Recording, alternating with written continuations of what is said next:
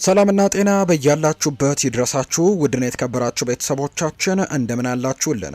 ከሁለተኛው የዩቲዩብ ቻናላችን አዲስ ስፖርት ልዩ የተለያዩ አዳዲስ የዝውውር ጉዳዮችን የምናነሳበትን ፕሮግራም እነሆ አሁንም በድጋሚ ይዘን ተገናኘን። ስለምታደምጡን፣ ስለምትከታተሉን ቆይታችሁ በሙሉ ከኛ ጋርም ስለሆነ እጅጉን ከልብ አድርገን ነው የምናመሰግነው። በዛሬ ፕሮግራማችን በርከት ያሉ የዝውውር ጉዳዮችን እናነሳለን። ውድ ቤተሰቦቻችን ከነዚህ መካከል ትልልቆቹን የአውሮፓ ክለቦች የተመለከቱ በርከት ያሉ የዝውውር ጉዳዮችን ዛሬም እያነሳን ቆይታን የምናደርግ ነው የሚሆነው። እናንተም ከኛ ጋር ቆይታን ስታደርጉ የተለያዩ ርዕሰ ጉዳዮችን ወደ እናንተ እያደረስን ቆይታን የምናደርግ ይሆናል። ሀሳብ አስተያየቶቻችሁ ልታጋሩን ትችላላችሁ። ቪዲዮአችንን ላይክ፣ ቻናላችንንም ሰብስክራይብ እያደረጋችሁ ቆይታችሁን ከኛ ጋር እንድታደርጉ ነው የአክብሮት ግብዣን ወደ እናንተም የማደርሰው። ስለምታደምጡኝ እጅግ ከልብ አድርጌ አመሰግናለሁ። ከመሸጋገሪያ በኋላ በድጋሚ መልሰን እንገናኛለን። አብረን እንቆይ።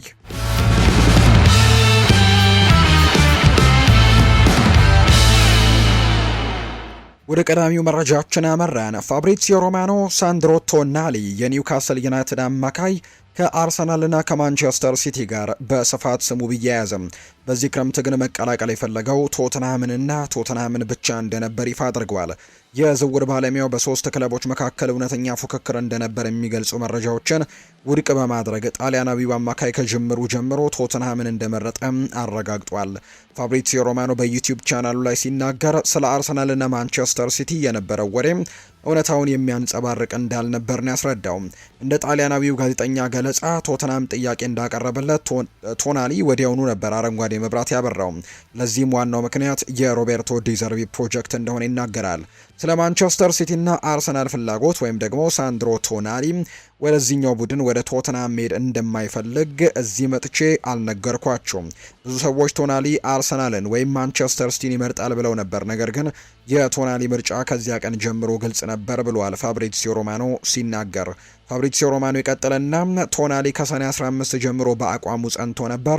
አማካዩ በአሰልጣኝ ሮቤርቶ ዲዘርቢ ላይም ባለው ታክቲካዊ እምነትና በክለቡ የረጅም ጊዜ ፕሮጀክትን በመስማማቱ ወዲያውኑ ለስፐርስም እሺታውን ሰጥቶ ነበር ሲል ይናገራል። የግል ስምምነቶች በዚያው ቀን ተጠናቀው የነበረ ሲሆን የሁለቱ ክለቦችም ድርድር ለአንድ ሳምንትም የቆየው የፎርማሊቲ ጉዳይ ብቻ ነበር። በመጨረሻም የ92.5 ሚሊዮን ፓውንድ የዝውውር ሂሳብና 7.5 ሚሊዮን ፓውንድ እየታየ የሚጨመር ተጨማሪ ክፍያዎችን ጨምሮ በአጠቃላይ 100 ሚሊዮን ፓውንድ ተስማምተዋል። ይህም ለቶተናም የሪከርድ ዝውውር ሲሆን ቶናሊም ደግሞ በታሪክ በጣም ውድ የሆነው ጣሊያናዊ ተጫዋች እንደሆነ ነው የተነገረው።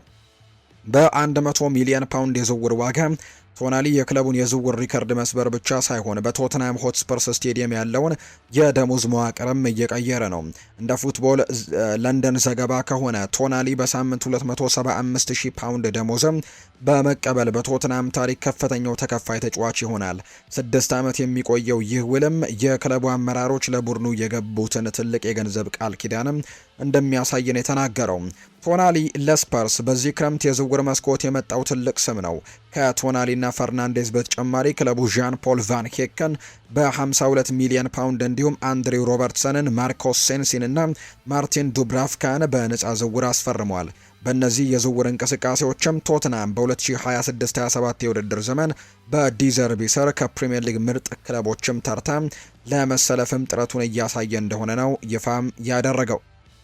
ሊቨርፑል የኮሎኙን ተሰጥኦ ሰኢድ ኤልማላን በዚህ ክረምት ማዘዋወር ወይም ለወደፊት እንደ ዓላማ መያዝም እንዳለባቸው እየወሰኑ ነው። የ19 ዓመቱ ተጫዋች የ2025-26 የውድድር ዘመን በቡንደስሊጋ 13 ግቦችንና 4 አሲስቶችን በማስመዝገብ አጠናቋል። ሊቨርፑል ተጫዋቹን ቢፈልግም የጀርመናዊው ጋዜጠኛ ክሪስቲያን ፉልክ እንደጠቆመው ወደ ሊቨርፑል የመሰለ ትልቅ ክለብ ለማደግ ገና ጊዜው ያለፈበት ሊሆን ይችላል። የሊቨርፑል አቋም ይህንኑ የሚያንጸባርቅ ይመስላል። ሰኢድ ኤልማላ በቅርበት እየተከታተሉት ቢሆንም ምርጫቸው ግን እስከሚቀጥለው ክረምት መጠበቅ ነው። ክለቦች ዝውውሮችን ከ1 ዓመት በፊት መስማማት እንደሚያዘወትሩ እናውቃለን። ተጫዋቾችም ወደ ቀድሞ ክለባቸው በውሰት የሚመለሱ ወይም ደግሞ ወደ አዲሱ ክለባቸው የሚንቀሳቀሱበትን ጊዜም የሚያራዝሙበት ሁኔታ አለ። ሊቨርፑል በቅርቡ ግብ ጠባቂውን ጆርጂ ማማርዳሽቪሊን በተመሳሳይ መልኩ አስፈርመዋል። ምንም እንኳን እስካሁን በኤልማላ ጉዳይ ከኮሎኝ ጋር የተደረገ ተጨባጭ ድርድር ባይኖርም ሊቨርፑል ለተጫዋቹ ጠንካራ አድናቆት እንዳለው ግን የተረጋገጠ ጉዳይ ነው።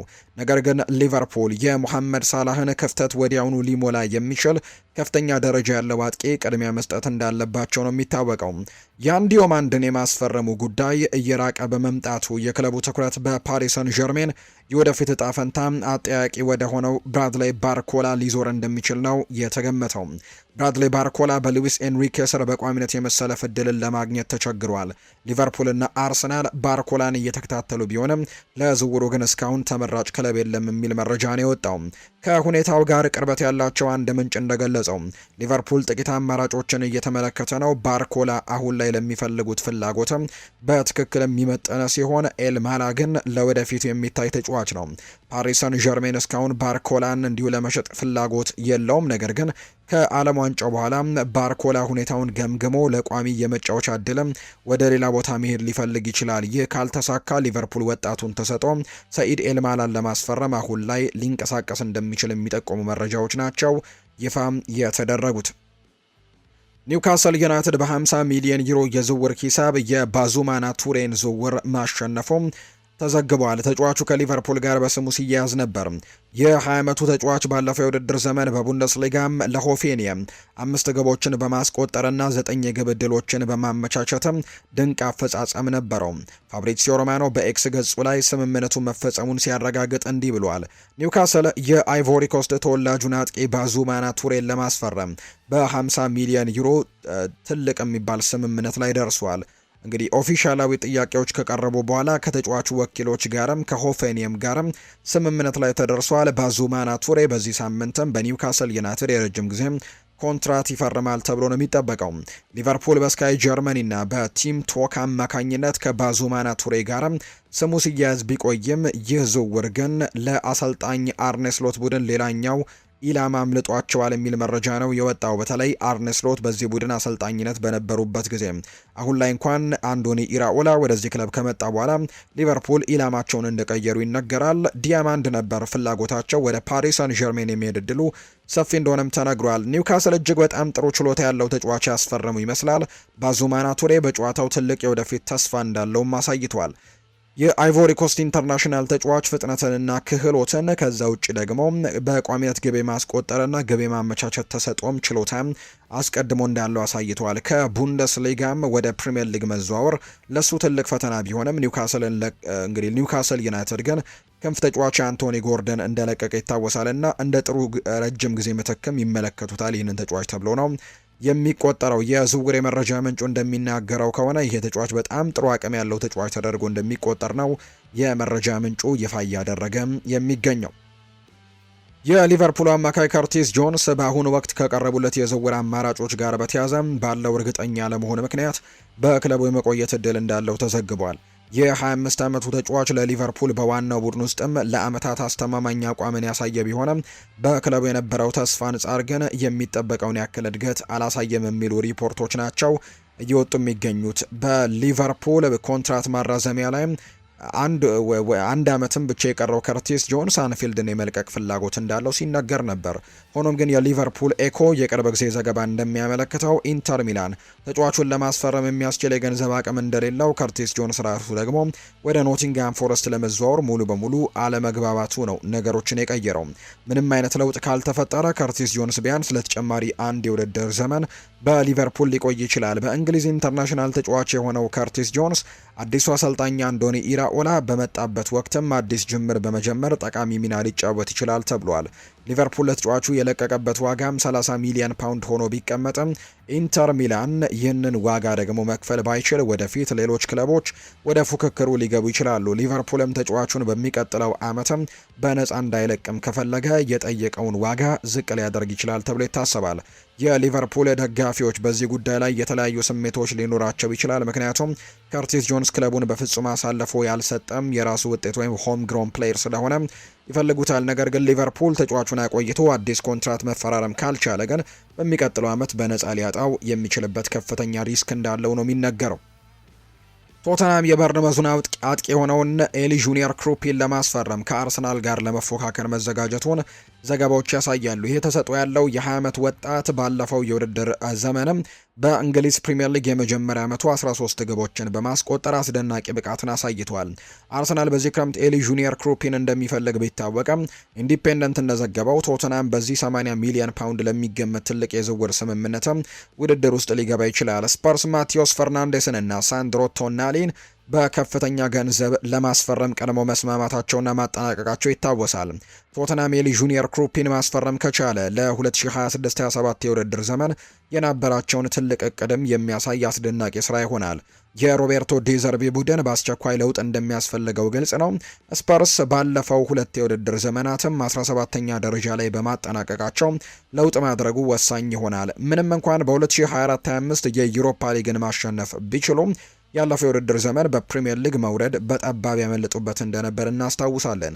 አርሰናል ክሩፒን በእርግጥም የሚፈልገው ከሆነ ተጫዋቹ አርሰናልን የመምረጥ እድሉ ሰፊ ሊሆን ይችላል ተብሏል። ፈረንሳዊ ወጣት በከፍተኛ ደረጃ የመጫወት ብቃት ያለው በመሆኑ በአርቴታ ስር ለመማርና በቻምፒየንስ ሊግ ለመጫወትም ወደ ኤምሬትስ ስቴዲየም መሄድን ሊመርጥ ይችላል ተብሏል። ቶተናም ትልቅ ስምና በከፍተኛ የገንዘብ አቅምም ቢኖረውም በአሁኑ ወቅት ግን ያላቸው ፕሮጀክት ከአርሰናል ጋር ሲነጻጸር የበለጠ ሪስክ ያለው እንደሆነ የሚያሳዩ መረጃዎችን ነው እየተመለከትን የምንገኘው።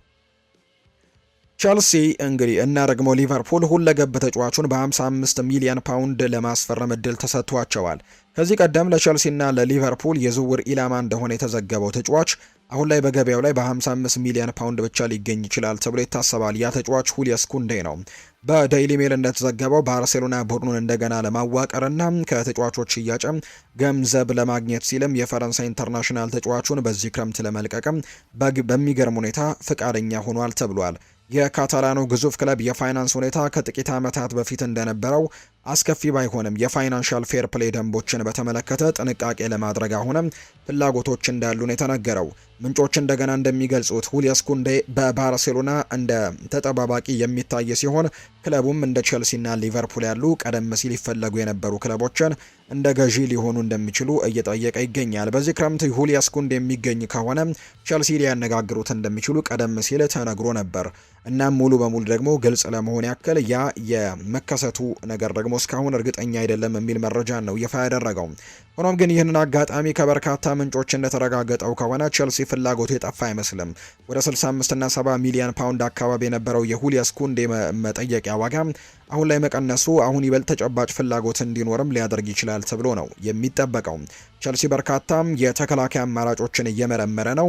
ስለዚህም ሁሊየስ ኩንዴ ወደፊት ከላክሯ ጋርም ነገሮችን እንዴት እንደሚያዳብሩ ላይ በመመስረት ሊመለሱበት የሚችሉት ተጫዋች ሊሆን ይችላል። እሱም እንደ ታማኝ ምንጮቹ ከሆነ የበለጠ ቅድሚያ የሚሰጠው ኢላማ ሆኗል። ሁሊየስ ኩንዴ በቀኝ ተከላካይነት ወይም በመሃል ተከላካይነት በከፍተኛ ደረጃ መጫወት ይችላል። ስለዚህም ቼልሲ ምን ያክል እንደሚያስፈልገው እስካሁን በትክክል እንደለዩት እርግጠኛ አይደለም። ላክሯ ካስፈረሙ ምናልባትም በመሃል ተከላካይነት አይፈልጉት ይሆናል። እንደ ቀኝ ተከላካይ ማምጣታቸው ደግሞ በማንቸስተር ሲቲ በኤንዞ ማሬስካ እየተፈለገ ባለው ማሎ ጉስቶ ላይ በሚሆነው ነገር ላይ ሊወሰን ይችላል ተብሎ ነው የሚታሰበው። የሊቨርፑል ፍላጎት በጭራሽ እንደዚህ አይነት ተጨባጭ አልነበረም። ነገር ግን ሊቨርፑል ቡድን አሁንም ነገሮችን በቅርበት እየተከታተሉ እንደሆነ ተረድቻለሁ። ኢብራሂማ ኮናቴን ካጡ በኋላ በተከላካይ መስመር ላይ ተጨማሪ ተጫዋቾችን ማምጣት እንደሚያስፈልጋቸው እርግጠኛ ነው። በተመሳሳይ ቨርጂል ቫን ዳይክ ከቅርጽ ውጭ እየሆነ ይገኛል። በቀኝ ተከላካይነት ረገድም አሳማኝ ካልሆነው ጀረሚ ፍሪምፖንግ የተሻለ አማራጭ ስለማሰብም ማጤን ጥሩ ሊሆን ይችላል ተብሏል። የግልጽ የሆነው ነገር ባርሴሎና ሁሊየስ ኩንዴን እንዲሄድ ፍቃደኛ መሆኑ ነው። እናም ከፕሪሚየር ሊጉና በአውሮፓ ካሉ ደግሞ ሌሎች ደግሞ ቦታዎችም ፍላጎቶች ሊኖሩ እንደሚችሉ የሚጠቁሙ መረጃዎችን ነው በትልቁ እየተመለከትን የምንገኘው።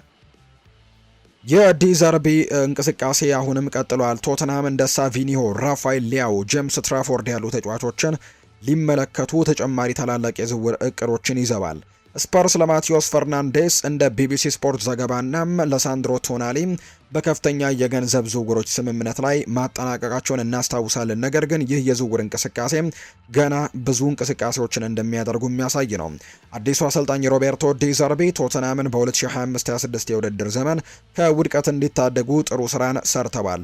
ስለዚህም ለአዲሱ የሰሜን ለንደን ክለብም ትልቅ ለውጥ ክረምት መኖሩ ነው ወሳኝ የሚያደርገው። እንደ ኢንዲፔንደንት ዘገባ ይህ ማለት ለብራዚላዊው የክንፍ ተጫዋች ሳቪኒሆና ለእንግሊዛዊው ግብ ጠባቂ ትራፈርድ ደግሞ ከማንቸስተር ሲቲ ሊደረግ የሚችል ድርብ ደግሞ የእንቅስቃሴዎች ሊኖሩ እንደሚችሉ ይታመናል። ዘገባው አክሎም እንደገለጸው የኤሲ ሚላኑ ፖርቱጋላዊ ኮከብ ራፋኤል ሊያው እንደ አንድ ተመራጭ እየተንቀሳቀሰ ነው። ይህም ተጫዋቹ ከሳንሴሮ ለመውጣት እየፈለገ በመሆኑ ለፕሪሚየር ሊጉ ክለቦች እየቀረበ ነው ከሚለው ቀደም ያለ መረጃ ጋርም የሚጣጣም ነው። ቶተንሃም ሆትስፐርስ በተከታታይ ሁለት በጣም እንግዲህ ደካማ የውድድር ዘመናትን ካሳለፉ በኋላ ነገሮችን ማስተካከል እንደሚፈልጉ ግልጽ ነው። ምክንያቱም እንደዚህ አይነት ትልቅ ክለብ እንደገና ከመውረድ ቀጠና አቅራቢያም ማጠናቀቅ አማራጭ ሊሆን እንደማይችል ነው እየተገለጸ የሚገኘው። የስፐርስ ደጋፊዎች እንደ ቶናሊና እንደ ፈርናንዴዝ ያሉ ትልልቅ ስሞችን ማምጣት ነገሮችን ሊያግዙ እንደሚችሉ ተስፋ ያደርጋሉ ተብሎ ይታሰባል። ነገር ግን በጣም ብዙ ለውጦችን በፍጥነት ማድረግም የራሱ የሆነ ስጋቶች እንዳሉት ነው በርካቶች የሚያነሱት። ማንቸስተር ዩናይትድ በተለይም ከሰር አሌክሳንደር ቻፕማን ፈርጉሰን በኋላ ባለው ዘመን ብዙ ጊዜ ወደዚህ ወጥመድም ሲወድቅ አይተናል። ትልልቅ ስሞችና ውድ የዝውውር ክፍያዎች የቡድኑን ብቃት ለመለወጥ ሳይችሉ ቀርተዋል። እንደ ቶናሊ፣ ፈርናንዴዝ፣ ሳቪኒዮና ትራፈርድ ያሉ ተጫዋቾችም በንድፈ ሀሳብ ደረጃ የስፐርስን ቡድን ማጠናከር ቢችሉም ለተጫዋቾች ከዚህ ሁሉ ለውጥ ጋር ግን መላመድ አስቸጋሪ ሊሆን እንደሚችል ይታመናል። ቶተንሃም ይህንን በሜዳ ላይ ትርጉም ያለው መሻሻልን መለወጥ ይችሉ እንደሆነ ማየቱ አስደሳች ያደርገዋል። ካልሆነ ግን የፋይናንሻል ፌር ፕሌይ ህጎችን የመጣስ አደጋ ውስጥም ሊገቡ እንደሚችሉ ነው የተነገረው። ክለቡ ባለፈው የውድድር ዘመን በቻምፒየንስ ሊግ ስለነበረ አቋሙ ጥሩ ሊሆን ይችላል። ነገር ግን በ2026-27 ምንም አይነት የአውሮፓ ውድድር አይኖራቸውም። ስለዚህም ደግሞ እነዚህን ዝውውሮች ለመክፈል ደግሞ እንዲረዳቸው በፍጥነት ወደዚያ መመለስ የሚኖርባቸዋል ተብሎ እንደሚታሰብ ነው የመረጃ ምንጩም ይፋ እያደረገ እንደሚገኝ ዘገባው እየጠቆመ የሚገኘው። ሌላኛው የምናነሳው ጉዳይ ሊቨርፑል እና ደግሞ ማንቸስተር ዩናይትድ 86 ቢሊዮን ፓውንድ ለሚገመተው ኮከብም ፍላጎት ሲያሳዩ ክለቡ አቋሙ በግልጽ አስታውቋል። ሊቨርፑልና ማንቸስተር ዩናይትድ የጀርመን ብሔራዊ ቡድን አማካይ የሆነው ፌሊክስ ንሜቻን ለማስፈረም ፍላጎት እንዳላቸው ነው የሚጠቆመው። የ25 ዓመቱ ተጫዋች በዓለም ዋንጫው ለጀርመን ብሔራዊ ቡድን ጥሩ እንቅስቃሴን ያደረገ ሲሆን ለቦሩሲያ ዶርትመንድም አስደናቂ ብቃትን አሳይቷል። የጀርመኑ ክለብ ተጫዋቹን በርካሽ ለመልቀቅ ፍላጎት የለውም። በዚህ ክረምት አንድ ክለብ ቢጠይቅ ቢያንስ 100 ሚሊዮን ዩሮ ወይም 86 ሚሊዮን ፓውንድ እንደሚጠይቁ አስታውቀዋል። ማንቸስተር ዩናይትድ ወይም ሊቨርፑል ለዚህ ተጫዋችም ያን ያክል ገንዘቦችን ለመክፈል ይወስኑ እንደሆነ የሚታይ ነው።